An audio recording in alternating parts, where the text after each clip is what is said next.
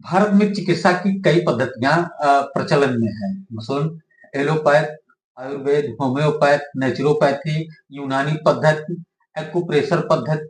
ऐसे में होम्योपैथिक जो चिकित्सा पद्धति है, एक ऐसा जो है चिकित्सा का पद्धति है या तरीका है जो उभर कर सामने आ रहा है, पूरे विश्व में अपनी जगह प्रतिष्ठित प्रतिस्थापित कर रहा है।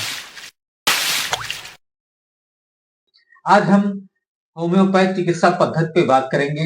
हमारे साथ हैं डॉक्टर दिनेश कौल।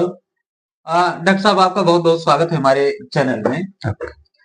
आप थोड़ा सा हमारे दर्शकों को बताइए कि होम्योपैथी क्या है और ये चिकित्सा पद्धति कैसे बीमारियों के रोकथाम पर काम करती है या कैसे लोगों को स्वस्थ बनाती है।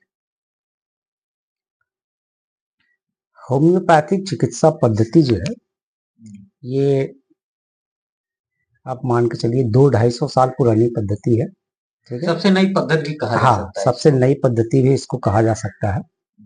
और जिसमें दवाओं के सोर्स जो है जैसे कि प्लांट हो गया, एनिमल हो गया, और बहुत सारे सोर्स हैं जैसे मिनरल्स हैं, ये सारे सोर्सेज है, यहाँ सबसे दवाएं बनाई जाती हैं। और इसका रेंज जो है, मतलब बीमारियों का रेंज इसमें जो है वो भी बहुत ज्यादा है। मतलब इसमें कोई मतलब ये नहीं निश्चित है कि ये डॉक्टर सिर्फ इसी बीमारी का इलाज करेगा और ये डॉक्टर सिर्फ इसके इलाज करेगा, जैसे कि और सिस्टम में है। या एक होलिस्टिक अप्रोच रखती है ये साइंस, जिसमें किसी भी मरीज के बीमारी के साथ साथ उसके स्वभाव, हाव भाव, रहन सहन, हर चीज की जानकारी लेकर के और उसकी बीमारी के लक्षण जो होते हैं, ठीक है, उनके साथ मैच करके उसको दवाई दी जाती है। उससे मिलती जुलती हमारे पास प्रूव्ड की हुई जो होम्योपैथिक मेडिसिन है, उनमें से एक मेडिसिन सेलेक्ट करके उसको दी जाती है। ठीक है, और सही टाइम पे उसका रिपीटिशन और सारा कुछ होता है, जिससे वो रोग उसके शरीर से, उसके लक्षण और सब कुछ खत्म हो जाता है। डॉक्टर साहब, जैसे कि देखा जाता है कि बीमारियां जब फीवर आती है शरीर में, उस फीवर के आपके यहाँ कई मेडिसिन होते हैं, तो ये कैसे निश्चित होता है कि इस फीवर के लिए मतलब फलाना मेडिसिन ही जो है देना है? क्या फीवर कई तरीके के होते हैं या फिर आपके यहाँ मेडिसिन कई तरीके के हैं? फीवर भी बहुत तरीके के होते हैं, उसी तरीके से मेडिसिन भी उसकी अलग अलग होती है। जैसे जितने लोगों को फीवर आएगा, मान लीजिए एक ही फीवर, जैसे अगर उसका नाम ले ले, जैसे मान लीजिए मलेरिया किसी को, अगर 10 लोगों को मलेरिया होगा ना, तो उन 10 लोगों में जो बुखार आएगा उसके सिम्टम अलग अलग होंगे। ठीक है, जैसे किसी को पहले ठंडी लगेगी, फिर बुखार आएगा, फिर पसीना होगा, किसी में ठंडी नहीं लगेगी, सीधा बुखार आएगा, पसीना होगा। ऐसे अलग अलग सिम्टम अलग अलग मरीजों में आते हैं। तो ऐसे ही जब प्रूविंग करी गई होम्योपैथिक मेडिसिन की, तो उन्होंने जब फीवर की प्रूविंग दी मरीज पे, तो वो अलग अलग तरीके से दिया। उन्हीं चीजों की पहचान की जाती है मरीज के सिम्टम्स को देख करके, मेडिसिन के सिम्टम्स को मिला करके जो टोटलिटी बनती है, वही दवा देने से वो बुखार या जो भी रोग होगा क्योर हो जाता है, क्योर होगा। अभी तो डॉक्टर साहब, जैसे देखा जाता है अमूमन एलोपैथ में होता है, एंटीबायोटिक होती है सारी चीजें, पेन किलर होता है। आपके यहाँ क्या कुछ ऐसा है कि एंटीबायोटिक पेन किलर की वो लगातार सब में दी जाती हो? जैसे मान लीजिए कोई कहीं घाव हो गया या फोड़ा फूंसी हो गया, तो वहां पे पेन किलर और साथ में एंटीबायोटिक चला देते हैं। आपके यहाँ कुछ ऐसा? नहीं, ऐसा कुछ नहीं। फिर क्या करते हैं आप लोग?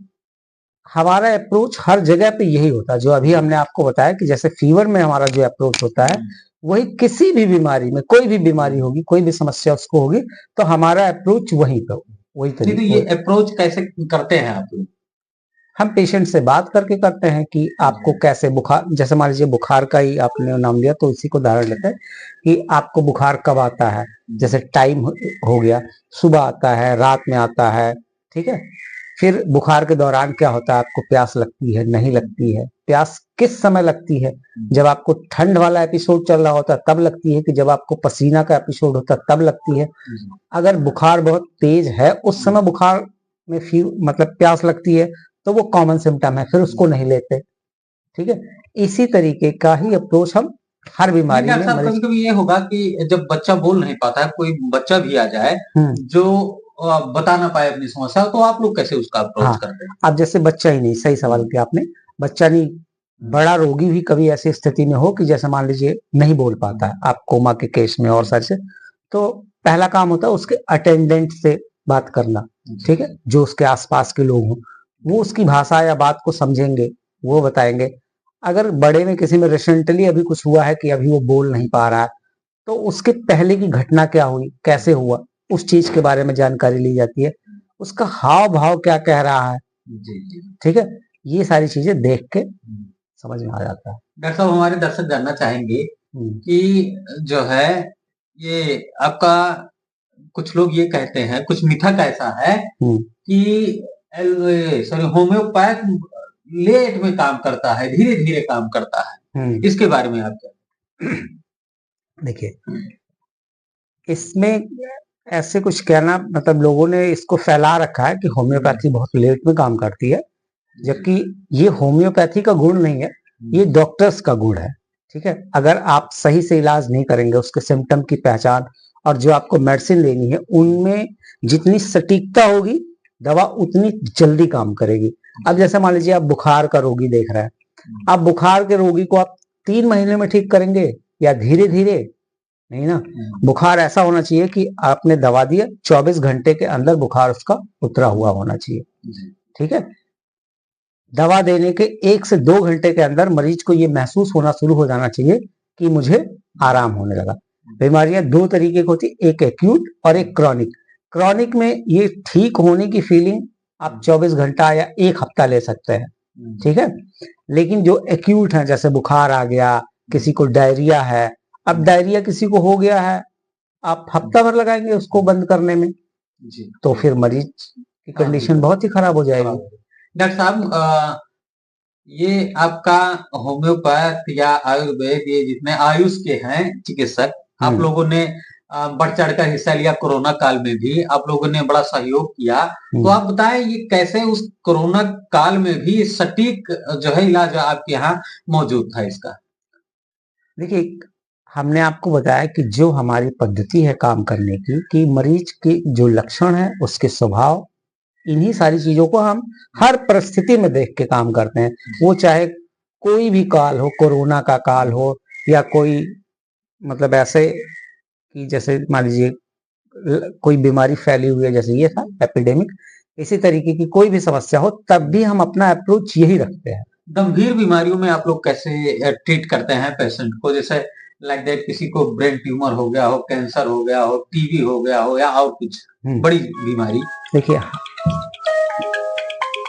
कि नाम का, नाम कुछ भी हो, फीवर से लेकर के, ठीक है, हमारा अप्रोच हमेशा वही रहता है कि मरीज के उस बीमारी के दौरान क्या लक्षण है, ठीक है, उसको क्या समस्याएं हो रही हैं, उसके पहले उसका स्वभाव क्या था, अभी उसके स्वभाव में क्या बदलाव आ गया है, इन्हीं चीजों को हम एकत्रित करते हैं। चाहे वो मरीज से हो पाए या मरीज के अटेंडेंट से हो जाए, कुछ चीजें हम देख के करते हैं, ठीक है, कि सामने जो बैठा हुआ वो कैसी एक्टिविटी कर रहा है, इस एक्टिविटी को हम क्या समझे, ठीक है। ये सारी टोटलिटी करके उसके बाद जो दवा निकलती है, वो दवा बुखार में भी उतना ही काम करेगी और किसी गंभीर समस्या में भी उतना ही काम करेगी। डॉक्टर साहब, अभी कुछ ही वर्षों में, कुछ विगत वर्षों में देखने को ये मिल रहा है कि होम्योपैथ की जो विचारधाराएं अब तक बनी थी, धारणाएं लोगों में, वो खंडित हो रही हैं। लोग काफी संख्या में, और पूरे यूरोप में, पूरे एशिया में, यूरोप में भी लोग काफी संख्या में लोग प्रिफर कर रहे हैं होम्योपैथ के। क्या कारण है, क्या रीजन हो सकते हैं इसके? इसके रीजन तो बहुत सारे हैं, लेकिन उनमें से कुछ बताता हूँ आपको। कि एक तो लोगों को जानकारी होने लगी, ठीक है, पहले जानकारी का अभाव था, ठीक है, इंफॉर्मेशन लोगों तक पहुंचने लगी, इसके बारे में जानकारी आने लगी, और पुराने डॉक्टर्स जो थे, काम उनका भी बेहतर था, लेकिन वो लोगों तक पहुंच नहीं थी उनकी, ठीक है। अभी कुछ गवर्नमेंट ने भी इस पे काम किया, सभी देश की गवर्नमेंट काम कर रही है, ठीक है, कि इनकी इनके इन पद्धतियों के प्रति जागरूकता लोगों में फैला रही है, ठीक है। तो ये बहुत सारे कारण है। और बाकी रहे दवा और ये सारी चीजें, ये सब तब भी वही थी, आज भी वही है, ठीक है। काम करने के अप्रोच में थोड़ा चेंज आया, ठीक है, जिसकी वजह से लोग आकर्षित हो रहे हैं। आपका बहुत बहुत धन्यवाद डॉक्टर साहब हमारे साथ जुड़ने के लिए। हमारे दर्शक आप लोग अब तक जाने कि होम्योपैथ क्या है, इसकी कार्य करने की पद्धति क्या है। आगे हम फिर डॉक्टर साहब से मुखातिब होंगे और आपके लिए एक नया एपिसोड पेश करेंगे। मैं राजकुमार गौतम, आप देख रहे हैं सुरत।